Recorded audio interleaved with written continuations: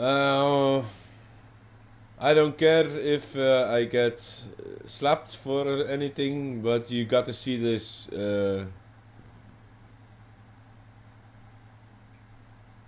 Listen to what this man Hey got to everybody, say. Texas Shrugged. You know what I was thinking about the other day? This typical cast of characters that come on all the YouTube channels and talk about economic collapse. We know who the names are, we see them all the time.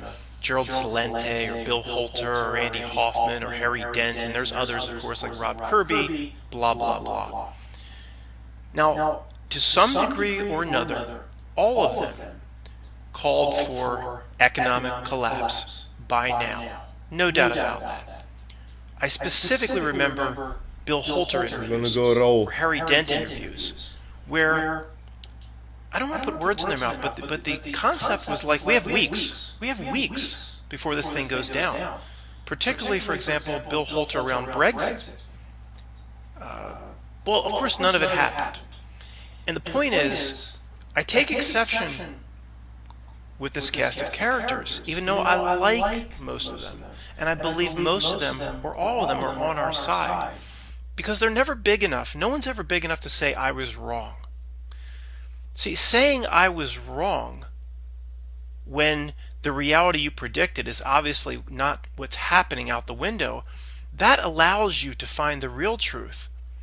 So let's start right here on this channel with me putting out this commentary and you giving back good comments in the description. We might be able to get closer to what's really going on in this economy, how they're holding all the pieces of Humpty Dumpty together. Because this typical cast of characters, as far as I've seen, and I watch almost every time they pop up, I have a home office, I put it on, I listen. I don't believe one of them has ever said, I was wrong. I'll start. 3 years ago, I pretty much said, I can't imagine they'd be able to hold this system together for 3 to 5 years. I just can't see it happening. So now it's 3 years later. They have held this system together. I will explain what I think they must be doing to be holding this absolute ridiculous Ponzi system together. What magic tricks they have up their sleeve that they've been employing in absolute desperation to keep this thing going. I'll tell you what I think they must be doing, but I'll say I was wrong. But that allows me to take my car with its smoking engine off the exit, pop the hood, and say, okay, what's not working here? Where did I get it wrong? And then let's look at what's really going on out the window, collect more information, and then put out a new theory. So that's what hopefully we can do now, and it's what all these other guys, Bill Holter, Andy Hoffman, Harry Dent, Rob Kirby, Peter Schiff, Jim Willey, and all the rest of them have been unwilling to do.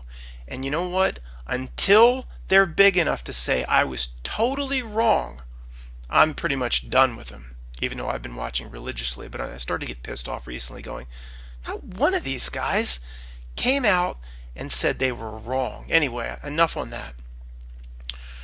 So what the hell's going on, in my opinion? How are they keeping this dying patient, which is the economy, together? I think they're doing it with a form of AI, a form of supercomputer that knows where to inject money at just the right time, at just the right place to keep these companies afloat. Okay, to understand what's really going on, I think the place to start is to acknowledge that this war on cash is absolutely real. There's no doubt that in the very near future, when I say they, the system that exists, the powers that be, the New World Order, the banking system, wants cash to be totally done away with. And the reason we know all these stories on YouTube about this is real is they're doing it, they're inflicting this upon India right now. Now this is a story that doesn't get a lot of coverage, and if you're aware of the story, I won't go into it in too much detail, but if you're trying to understand how they're holding this economy together and what their plan is, in my opinion, on how they will hold it together as long as they possibly can to benefit themselves, this has to be understood.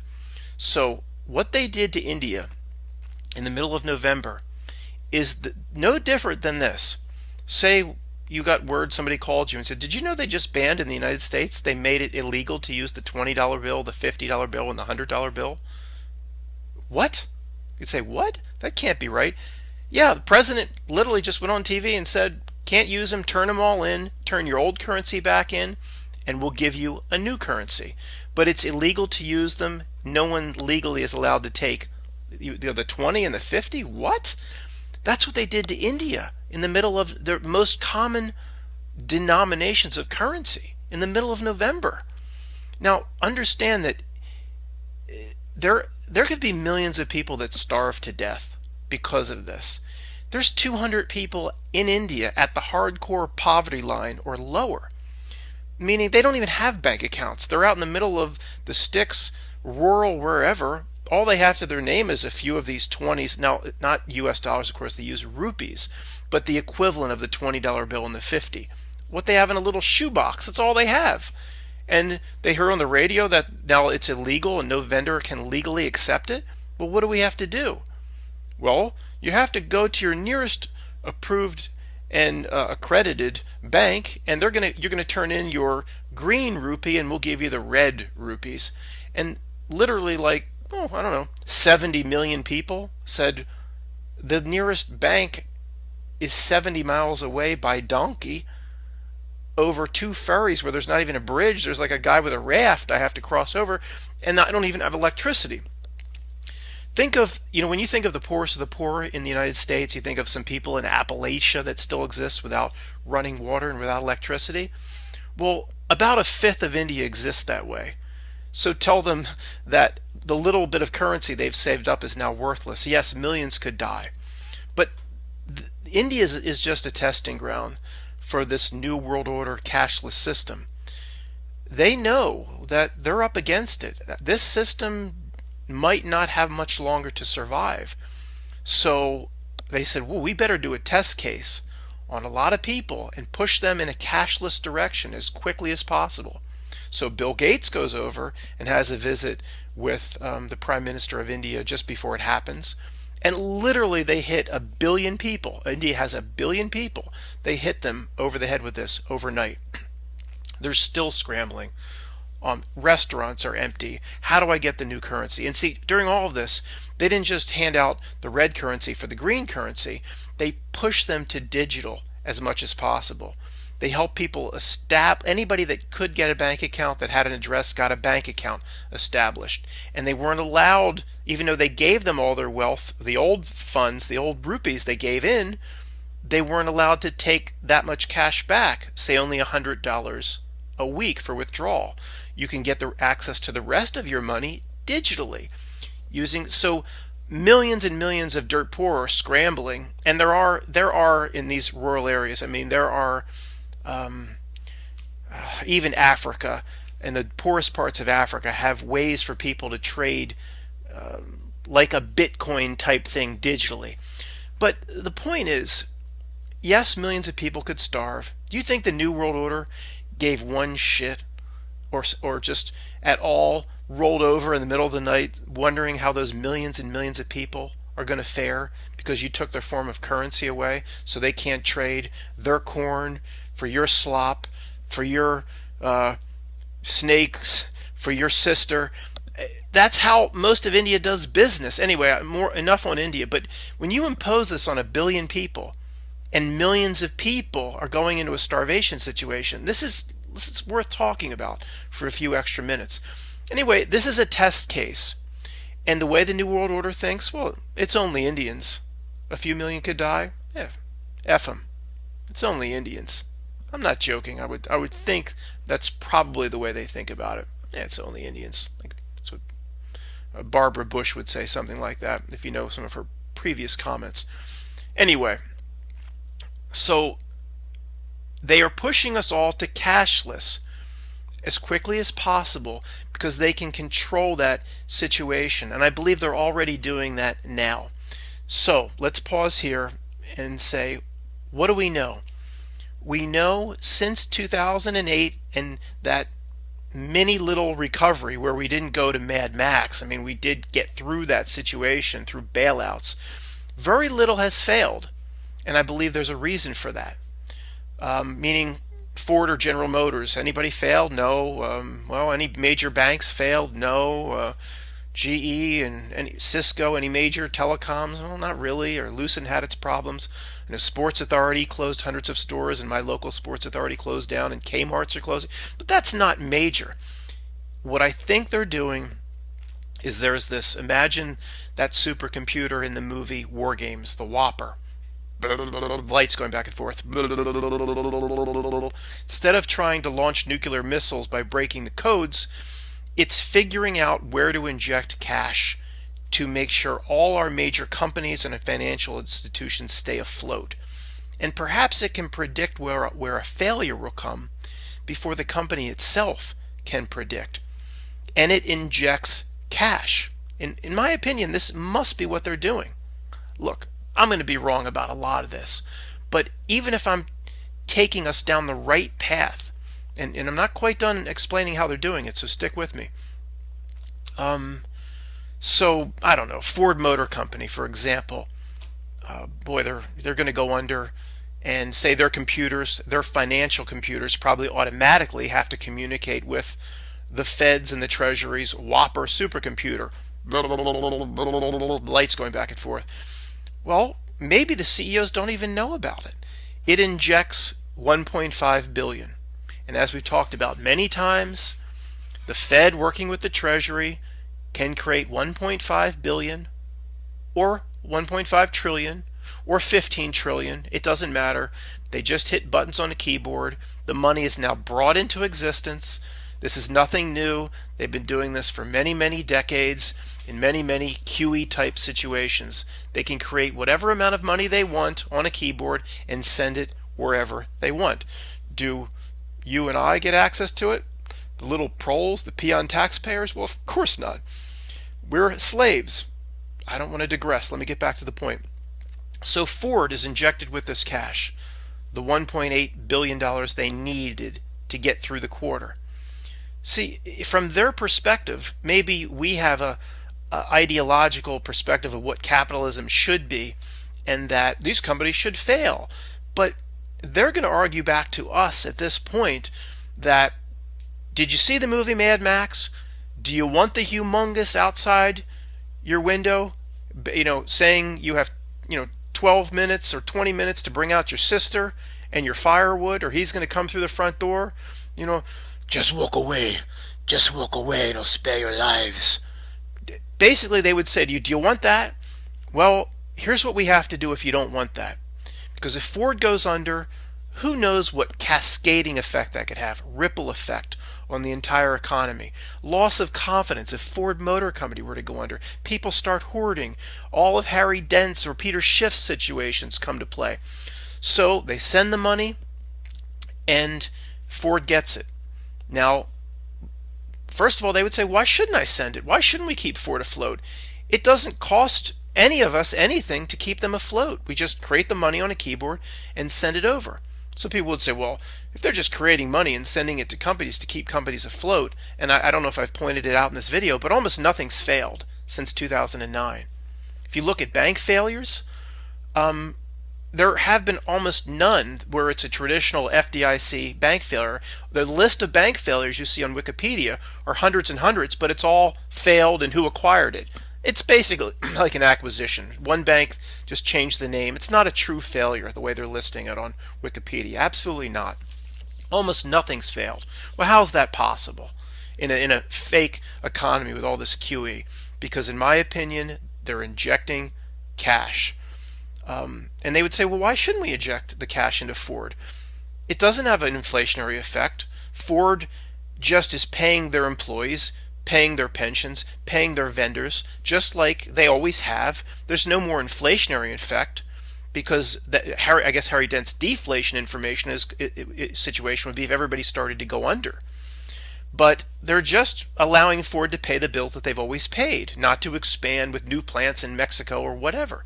So the inflationary effect, they would probably say, is rather minor or zero. Who knows? And the proof is in the pudding. We have had inflation, no doubt, because of there's money printing that we see with this QE and on some balance sheet or on somebody's book somewhere. But I think there's a ton of billions or trillions, and in some ways, Catherine Austin Fitts would agree with this, trillions of dollars floating around that don't go on anybody's books. Now, she would say this is used for maybe more sinister things, the secret space program or whatever that is. I would say part of this money that just created from nothing is used to prop up not just banks and financial institutions, but major companies. So if you found out, I don't know, Procter & Gamble, Crest toothpaste was going under, you would be worried. You would go, oh, wow, maybe this is my little brother keeps talking about economic collapse. Maybe this is the beginning of it. So they don't allow anything to collapse, in my opinion. There's no other explanation, in my opinion, on how they're keeping this thing together. There just isn't. In natural market economies, capitalism, things fail. With all the money printing and how short the government is every year on what it needs to operate and the shortfall in tax revenue, it's I don't know if the word's right, an illusion system, illusory, is that a word? It doesn't matter. They're replacing the real economy with a matrix style economy that they can manage with some sort of artificial intelligence. Whether it's Cliff High's definition of the exact definition of artificial intelligence that it can learn and it doesn't matter. From our perspective, a supercomputer that knows where to eject money exactly in the right way so it doesn't lead to inflation. To you and I, that's AI. Shit. My computer's my calculator's AI to me, because when I punch in 2 + 2, it knows what to send back. So, look, the last part of this then is how freaking long can they keep this up? And I've thought about it, but I'm going to pause the video here for a second and just think about how to wrap this up and come back to you in a moment. Okay, this is probably an appropriate theme for the most screwed up situation of all time, or trying to describe the most screwed up situation of all time, this Blue Man Group. Belle's on my lap. I wonder what she'll look like if she comes into this video. Look, they can keep it together as long using the greater fool theory in terms of if other countries will accept the US dollar. We're always going to accept the US dollar. Of course, you have some rogues here and there that recommend sound money like gold and silver, people going rogue in another way, trying to use cryptocurrency or Bitcoin. They're not that concerned because they see that 98% of the population doesn't give a crap about real money and just is in love with their little fiat greenback or US dollar. And as long as that stays, 95% of people are still going to be sheeple. The Fed and the Treasury is not concerned. So they can keep this up. The key is international. As long as the fools around the world will continue to accept and want US dollars for oil shipments, or when that Chinese manufacturing plant that produces the rubber dog doo-doo and the fake vomit, they'll accept US dollars because they can then take those US dollars and get real things like bricks and steel. So if you're the US Fed, Treasury, New World Order, powers that be, you have to make sure the rest of the world perpetually and always will want your junk. And there's no reason they should want it. Because if you really think about it, much of it is just produced and created from nothing on a keyboard. It's outrageous when you think about it. But the rest of the world wants it because they know it's a greater fool theory. As soon as they get those dollars, well, they can buy real things with it, and all the other fools want US dollars. So the powers that be just laugh at this situation. They must just sit back and laugh. Because a lot of the money that's flowing out of the United States now, that the rest of the world is accepting dollars, much of it is just literally, it's never been physical. It's never been in the form of cash. It's simply digital. And a lot of it, or most of it, of course, because at a bank, when you get a loan, it's made up money. It's just created from nothing. So this is all absolutely the bigger fool theory, which becomes the bigger moron theory, which becomes the bigger, the real monster idiot theory. So now, how do you make sure, if you're the New World Order, that all the fools around the world are just lining up to get these U.S. dollars? Well, nothing can. You can't allow anything to replace it. You can't allow another form of currency. You can't allow a currency to even look good. So maybe that's what's happening to Venezuela right now. The whole country is in absolute collapse with hyperinflation, and they're killing cats off the street. Sorry, Bill. I didn't mean anything by that, sweetie. Look, that's not a naturally occurring situation. That's being inflicted upon Venezuela by our puppet masters. The Mexican peso's down 50%. If you can make all the other piece of shit currencies, fiat currencies, Japan just prints and prints and prints and prints, and their yen never does anything. All the other pieces of shit currency, you can make them even bigger stinkers than your own steaming stinker, then everyone's always going to want the US dollar.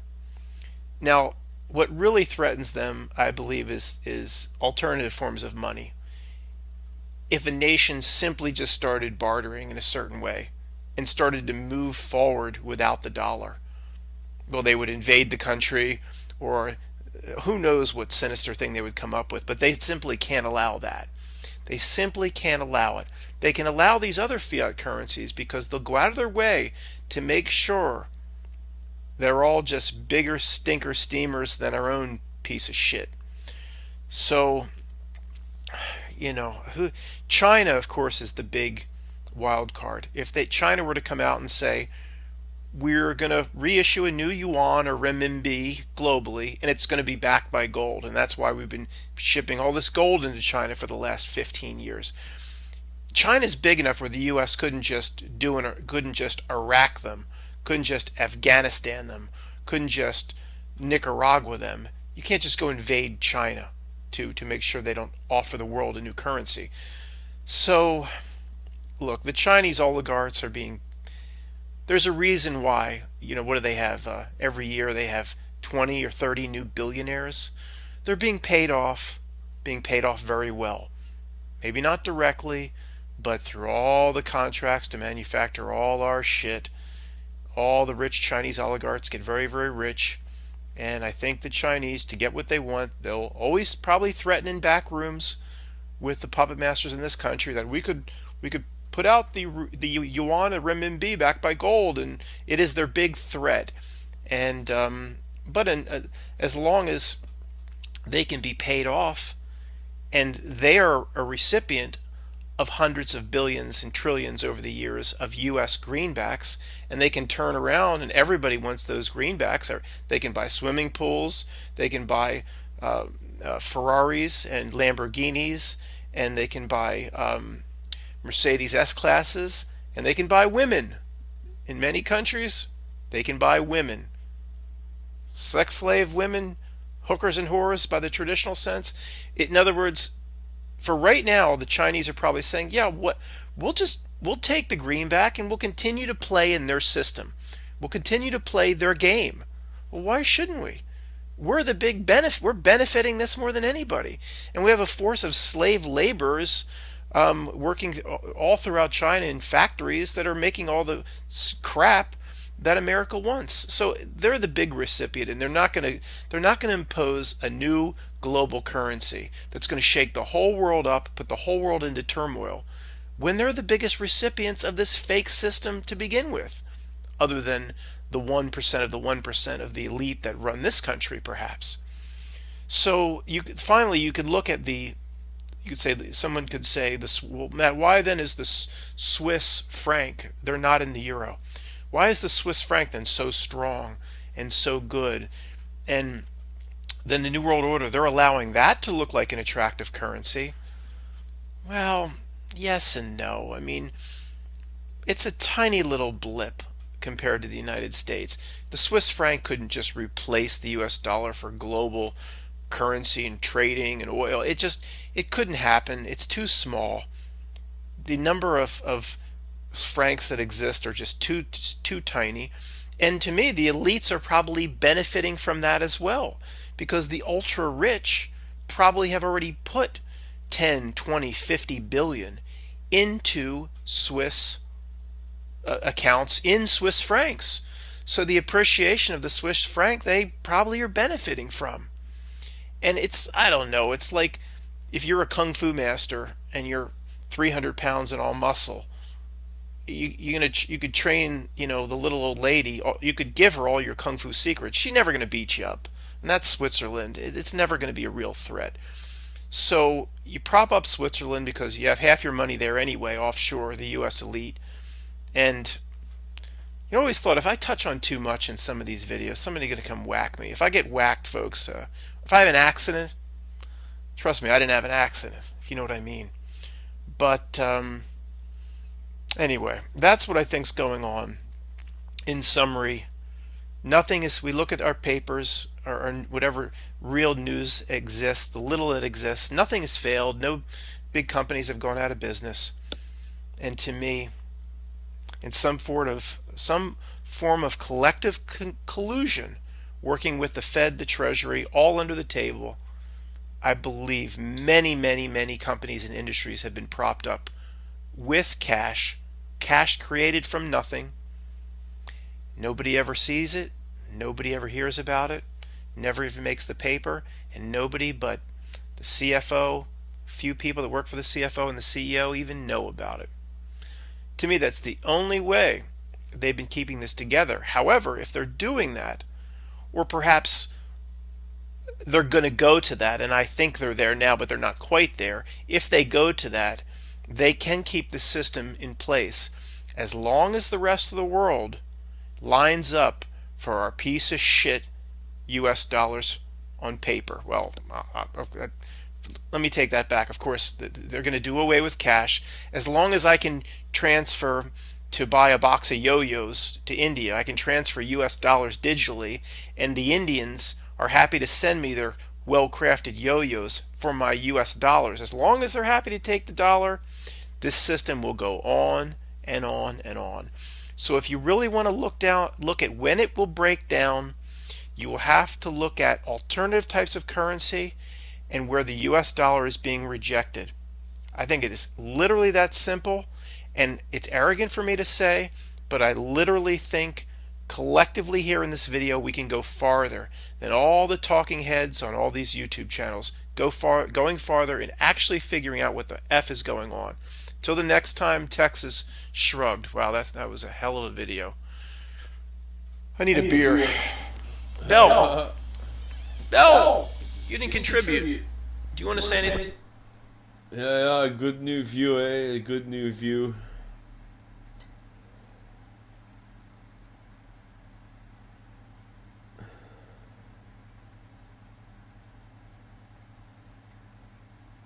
Good new view, so shit is going down.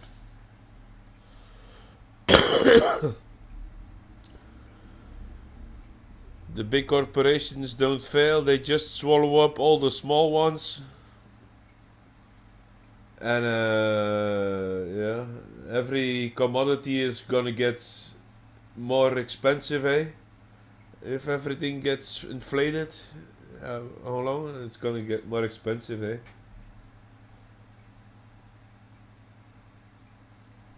So that was it.